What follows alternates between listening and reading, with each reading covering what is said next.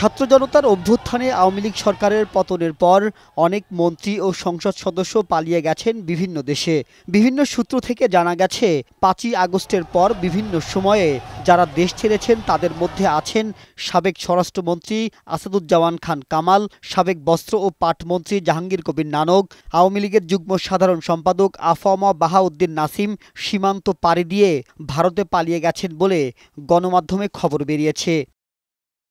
সরকারের পতনের পরপরই আওয়ামী লীগের সাধারণ সম্পাদক ওবায়দুল কাদের সীমান্তবর্তী কোনো এলাকায় আশ্রয় নেন বলে খবর পাওয়া যায়। পরে সীমান্ত অতিক্রম করে ভারত দিয়ে এখন দুবাইয়ে অবস্থান করছেন বলে জানা গেছে। দেশ ছেড়ে পালাতে সক্ষম হয়েছেন সাবেক পররাষ্ট্রমন্ত্রী হাসান মাহমুদ, সাবেক স্থানীয় সরকার মন্ত্রী তাজুল ইসলাম, সাবেক শিক্ষামন্ত্রী মহিবুল হাসান চৌধুরী নওফেল, সাবেক তথ্য প্রতিমন্ত্রী মোহাম্মদ আলী আরাফাত ও আলোচিত আওয়ামী লীগ নেতা নারায়ণগঞ্জের সাবেক সংসদ সদস্য শামীম ওসমান সহ অনেকে।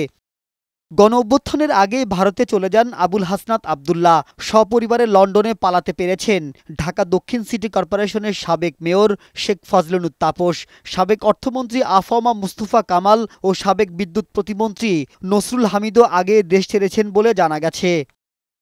৫ই আগস্টের পর দেশ ছেড়ে পালিয়েছেন আওয়ামী লীগের এমন অন্তত ১৫ কেন্দ্রীয় নেতার নাম জানা গেছে। ৫ই আগস্টের কিছুদিন আগে বিদেশে পাড়ি জমিয়েছেন আওয়ামী লীগের অন্তত ১৩ জন নেতা। এছাড়া বিতর্কিত পুলিশ কর্মকর্তা বিপ্লব কুমার ১০ই সেপ্টেম্বর লালমনিরহাটের পাটগ্রাম সীমান্ত দিয়ে ভারতে গেছেন বলে জানা গেছে। আর আলোচিত পুলিশ কর্মকর্তা মনিরুল ইসলাম, হাবিবুর রহমান ও হারুনুর রশিদ সহ আরও কয়েকজন কর্মকর্তা আত্মগোপনে থেকে দেশ ছাড়ার চেষ্টায় আছেন। আত্মগোপনে থাকা আওয়ামী লীগের কেন্দ্রীয় নেতাদের মধ্যে শেখ ফজলুল করিম সেলিম, শেখ হেলাল ও তার ছেলে শেখ তন্ময় সহ বিভিন্ন পর্যায়ের নেতাকর্মী সহ সরকারের সুবিধাভোগীরা দেশ ছাড়ার চেষ্টা করছেন।